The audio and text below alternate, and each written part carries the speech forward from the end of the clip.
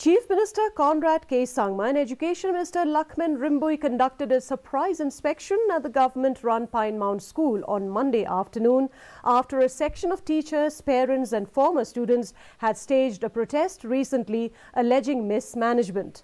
Talking to media persons, Chief Minister Conrad Sangma said he visited the school to see the ground reality as some parents and former students have raised concern over certain issues.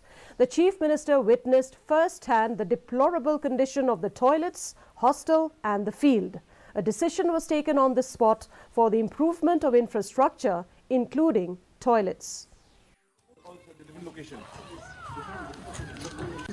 Smaller classes, sir. Up to class 6, no? Up to. After detailed discussion with the Honorable Education Minister and based on his suggestions, we have decided to come and visit here in Pine Mount School. As we are all aware that there were some concerns that have been raised by parents and the past pupils regarding some issues that were there in Pine Mount. And we have seen that there are concerns regarding amenities like toilets. So we have taken a decision on the spot that whatever repair has to be done to improve the infrastructure in terms of toilets, in terms of other infrastructures which require repairs will be done.